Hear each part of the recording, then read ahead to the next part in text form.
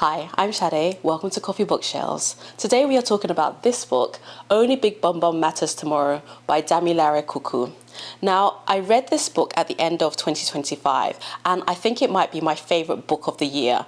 And maybe that's recency bias because it's, one of the last books I read at the end of the year. Maybe it's because it so greatly exceeded my expectations, which you shouldn't have done, because Damilare Kuku wrote Nearly All the Men in Lagos Are Mad, which is an anthology of short stories. And that book was so good. And I reviewed that. So I should have expected everything she produces to be absolutely incredible. Also, I subscribe to the email newsletter from a very popular bookstore chain in Nigeria called Roving Heights. And this book has been, they've been raving about this book for like all of 2025. And it's been at the top of their bestseller list, number one, then number two, then number one. And so, it's obviously so many people have been enjoying it. But I thought it was going to be good, but I thought it was going to be a sort of light-hearted, maybe surface level comical romp with a young woman who is dead set on getting a Brazilian butt lift. Shame on me, because it turned out to be this deeply layered intergenerational story of women navigating patriarchal societies while also being really clever and funny and quick-paced, and every element just working effortlessly to make this super compelling. I bought 4 copies of the book for friends, and I almost feel like you could gift this book to anybody because it's so universal and so accessible. And look how thin it is. It's like the TARDIS. She squeezed so much story into these few pages, and it's so impressive. I really appreciate when writers can write succinctly and transport me to another place without needing to produce a doorstopper to tell their story. So let's get into the plot. The main character is Témì, and she is 20 years old. She's recently graduated from university with first-class honours. She's also recently lost her father, sort of in the aftermath of COVID. And now her number one priority, her next sort of life goal, is to use her inheritance from her father and her savings to get a 3 million naira Brazilian butt lift. All her friends are getting them, all the influential women in society have them. She wants to move to Lagos, stay with her sister, and get surgery, and she is certain that this is going to be the thing that's going to launch her life in the right direction. Now, the family lives in Ile-Ife, and amen to the author for setting a story outside of Lagos, because a lot of Nigerian stories are set in Lagos. Sidebar, little bit of history. Ile-Ife is an ancient town in Osun State in southwestern Nigeria. If you think of Nigeria as sort of separate nations smooshed together with a line drawn around them as a border by colonial masters, so then for the nation that is the Yoruba, Ile-Ife is their oldest town. It was established around 1000 BC, and by sort of the 11th century, it was the center of the Yoruba kingdom. And now, in the present day, it's sort of considered a holy city, has a population of 500,000, has a royal palace and a university, OAU. And that's the uni that Témì has attended, that dad was a professor at, and that mum works in admin at. They are a very university family in a university town. So the story opens with dad's funeral. And, in attendance are the main characters in the book. There's Témì, her older sister Ladun, and Ladun has been away from home, away from the family for 5 years and has had minimal contact with them. So there's a massive argument that happened between Ladun and her parents 5 years ago, and she sort of stormed off, left, and has not come back. But Témì doesn't know what the argument was about. Nobody knows outside of, the parents and Ladun, but it's caused this great rift. So obviously other characters are mum, who's now widowed, mother's sister, Auntie Jimmy, who lives with the family, and dad's sister, Big Mummy, who lives a bit further away in town. By the time you get to the will reading, which happens the day after the funeral, Témì is high as a kite. She has been smoking weed with her neighbour and eating weed cookies. She's having sort of all these interesting thoughts as they're going through the process of having the will read. So the will is read by Barrister Chima, who is a friend of dad. I'll just read a little bit.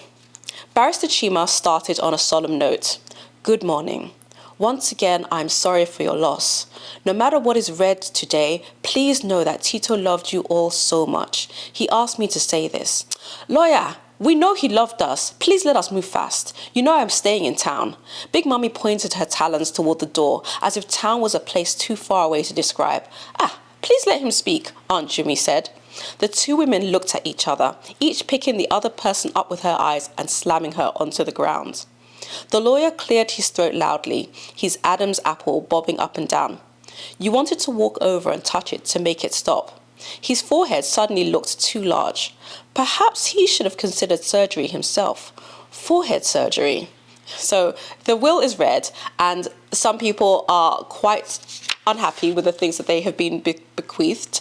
But Témì thinks that, look, everybody's, very upset. They're at their lowest point right now. This was probably the perfect time to let them know about my plans to go and get a BBL. Also, I guess when you're, buoyed up with the power of sort of chemical enhancements, you're like, I am the bravest person out there. So she shares her plans, and Nigerian families love to overreact, so nobody takes it well. Jesus, why our family? Aunt Jumi clapped her hands and screamed. Barrister Chima chipped in, Témì, it is possible that there are legal restrictions on a girl your age going under the knife. I must investigate this. The long-awaited jollof rice that he'd been hoping for was no longer a sufficient reason to remain in the middle of the family commotion. Témì wants me to join her father. She wants to kill me. Your mother leaned on the right arm of your father's favorite chair. Nigerian mothers always think that their children want to kill them if they decide to do something that they feel like is out of bounds. Big Mummy yanked off her head tie and flung it across the room, then ran to pick it up immediately. She circled the sofa screaming, "They have got Témì! They have got her!" Them being the evil spirits, of course. Let's look at all the women seated here, you started. They all looked at one another. Only Ladun looked straight ahead. You continued, I can't help but wonder whether it is people from your family that cast a spell on me, Mummy. Why did they not do the same to Ladun? You all have big butts. I am the only one in the family with a tiny behind. I am going to fix it. I was going to ask you for money to add to my savings because I need compression garments, but I guess from your reaction that none of you will be willing to assist. They looked increasingly shocked as you spoke. The silence was palpable. The ceiling fan was suddenly louder than the voices in your head. Aunt Jumi, the rice you are cooking is burning, you blurted out. As if on cue, Aunt Jumi started crying, while Big Mummy gathered her things and hurried toward the door. Mummy sat staring at you, while Ladun looked as though she wanted to be a fly on the wall in a different house. She really had become a stranger. So, yeah, that doesn't go well. So the story starts with Témì, and it's written. Her part is written in the second person, but then the other chapters are told from the perspective of other characters, and those are written in the third person, which creates a nice, I guess, distance between the different voices.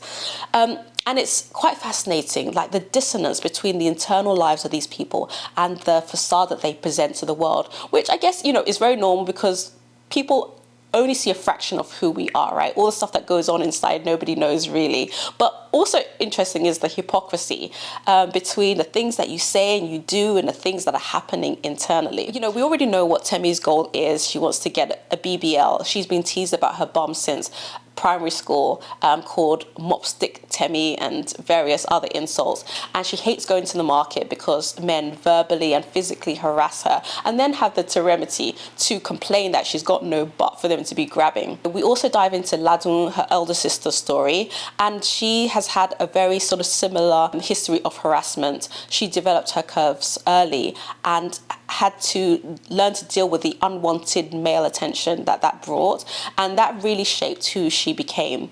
There's also, as I said, this mystery about her break with the family. The answer sort of unfolds slowly, and it's really worth waiting for.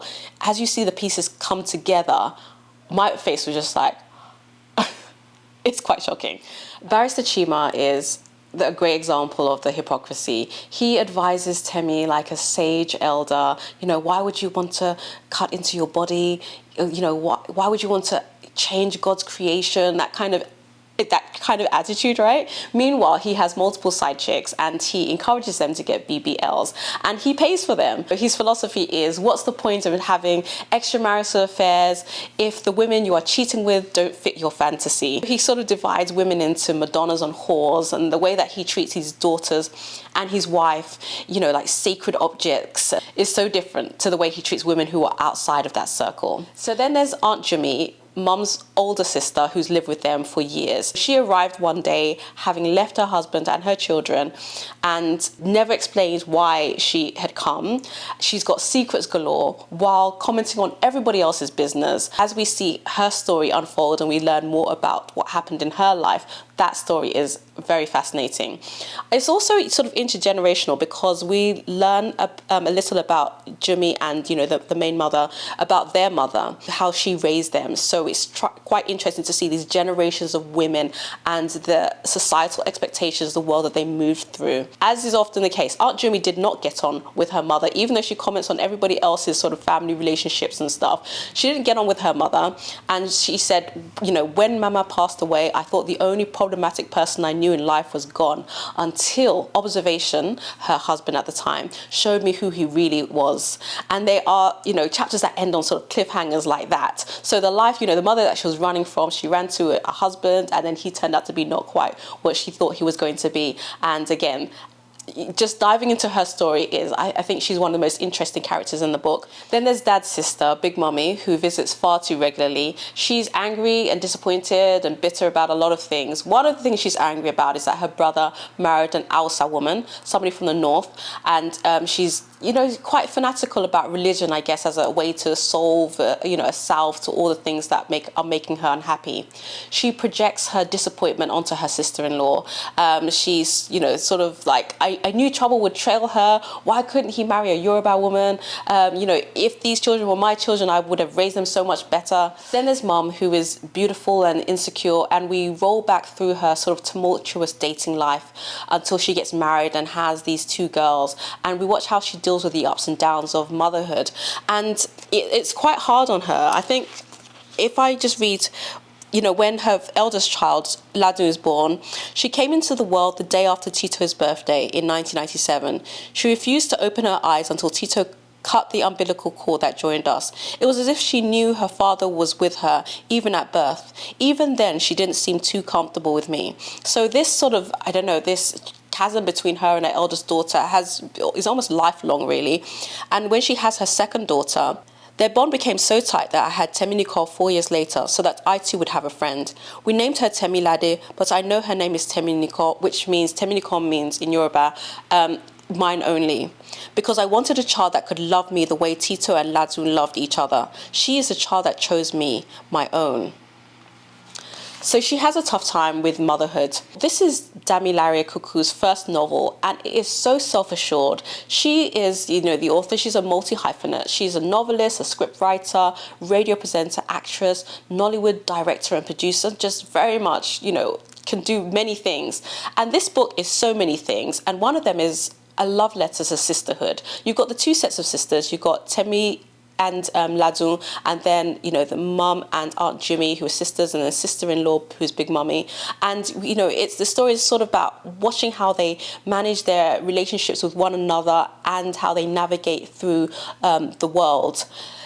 Damilare writes like a big sister. In her author's notes, she says something quite interesting, because you could think, well, you know, this book is a sort of commentary on BBLs-ish. What is her perspective on it? And she says, to all the girls who have gone under the knife to seek approval from others, I am sorry, you are enough. To the girls who went under the knife for themselves, you are bad bitches, and I salute you. I'm sending you all my love through my words every time you pick up any of my books. So, you know, she's very much a girl's girl, where she's like, look, if you're doing this for yourself, then I've got your back. And if you're doing it because the world is putting pressure on you, I've also got your back. You don't have to. Who is this book for? I think this book is for everybody who appreciates great writing and richly woven storytelling. It's such an excellent book. I can't recommend it enough. Only Big Bum Bum Matters Tomorrow by Damilare Kuku.